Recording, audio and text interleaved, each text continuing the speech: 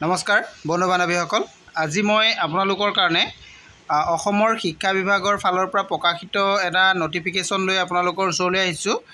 এই যিটো বিজ্ঞাপন আহিছে, এই বিজ্ঞাপনটো আপোনালোকে ইয়াতে নিশ্চয় হেডিংটো দেখা পাইছে, office of the director of elementary education Kahilipara, ইয়াৰ পৰা বিজ্ঞাপনটো আহিছে। এই নটিফিকেশ্যনটো আপোনালোকৰ 26 আগষ্ট 2025 তাৰিখে নটিফিকেশ্যন আহিছে।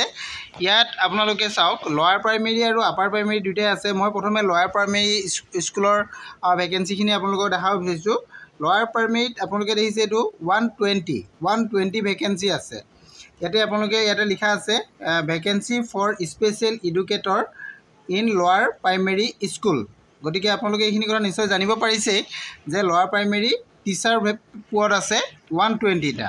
আৰু ইয়াৰ কাৰণে আপোনালোকৰ যিখিনি ক্ৰাইটেৰিয়া আছে, ক্ৰাইটেৰিয়াখিনি মই আপোনালোকক জনাই দিম।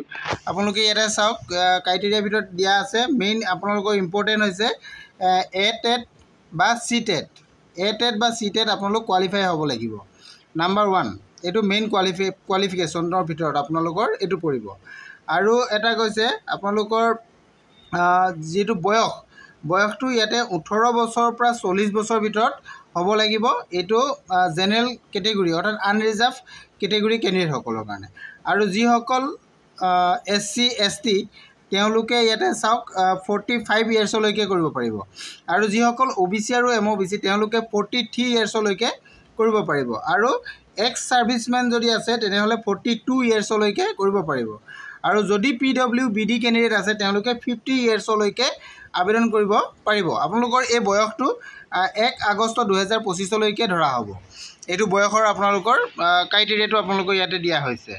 আৰু আপোনালোকৰ এই যিখিনি পদ আছে, এই পদখিনিৰ কাৰণে আপোনালোকৰ অনলাইন আবেদন অলৰেডি 28 তাৰিখৰ পৰা আৰম্ভ হৈছে, 28 আগষ্টৰ পৰা আৰম্ভ হৈছে। আৰু 30 ছেপ্টেম্বৰলৈকে ইয়াৰ আবেদন চলিব। এইটো অফিচিয়েল ৱেবছাইট আপোনালোকে নিশ্চয় দেখিছে। এই অফিচিয়েল ৱেবছাইটত গৈ আপোনালোকে আবেদন কৰিব পাৰিব। এইখিনি কথা ইয়াতে আছে। আৰু আপোনালোকৰ পদকেইটাৰ বিষয়ে ডিটেইলছ যদি আপোনালোকে জানিব বিচাৰে, ইয়াতে উল্লেখ আছে। আপোনালোকে চাওক, special educator in LP school. ইয়াৰ কাৰণে আপোনালোকৰ এছেঞ্চিয়েল কোৱালিফিকেশ্যন দুটা দিয়া হৈছে।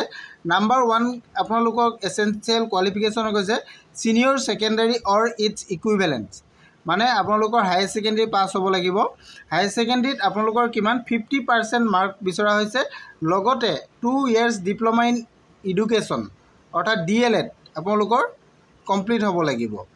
আৰু লগতে কি কৈছে, টেট বা টেট এই দুটাৰ ভিতৰত কোনোবা এটা, যিটো LP স্কুলৰ কাৰণে হয় সেইটো LP টেট আপোনালোকে পাছ কৰিব লাগিব। এইটো কথা ইয়াতে উল্লেখ কৰা হৈছে। আৰু ইয়াতে মুঠ ভেকেঞ্চি আপোনালোকে নিশ্চয় গম পালে 120 আছে। আৰু এই পদকেইটাৰ কাৰণে আপোনালোকৰ যিটো পে'বেণ্ড হ'ব, পে'বেণ্ডটো হ'ব 2। তাতে আপোনালোকৰ দৰমহা স্কেল পে'টো আপোনালোকৰ ইয়াতে হ'ব 14,000 পৰা 70,000 টকা। আৰু গেট পে'টো থাকিব আপোনালোকৰ 7,400 টকা। এইখিনি কথা ইয়াতে উল্লেখ আছে। নেক্সট যদি আপোনালোকে UPৰ কাৰণে চাব বিচাৰে, তেতিয়াহ'লে মই আপোনালোকক দেখাব বিচাৰিছোঁ যিখিনি UP পদ আছে। UPৰ কাৰণে কিমান পদ আছে আপোনালোকে চাওক, 108টা UP পদ আছে। অৰ্থাৎ UP মানে হৈছে upper primary school. Upper primary স্কুলৰ কাৰণে আপোনালোকৰ 108টা পদ আছে। আৰু এই পদকেইটাৰ কাৰণেও আপোনালোকৰ শিক্ষা কিমান লাগিব এইখিনি কথাও মই জনাম। ইয়াতো আপোনালোকৰ আপাৰ প্ৰাইমেৰী টেট বা টেট কোৱালিফাইড হ'ব লাগিব। আৰু বয়সটো আপোনালোকৰ আগৰটো ধৰণে একেই থাকিব। বয়সৰ কথাটো মই অলৰেডি আগতে কৈছোঁৱেই আপোনালোকক।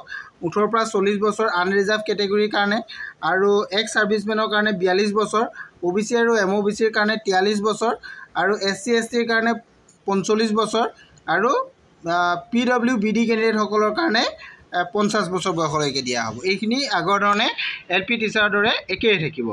আৰু অনলাইন আবেদনটো আপোনালোকৰ LP টিচাৰৰ দৰে একেই হ'ব। 28 আগষ্টৰ পৰা আৰম্ভ হৈছে আৰু 30 ছেপ্টেম্বৰলৈকে চলিব। এইটো অফিচিয়েল ৱেবছাইটতে আপোনালোকে যাব লাগিব, dee.assam.gov.in এই অফিচিয়েল ৱেবছাইটটোত যাব।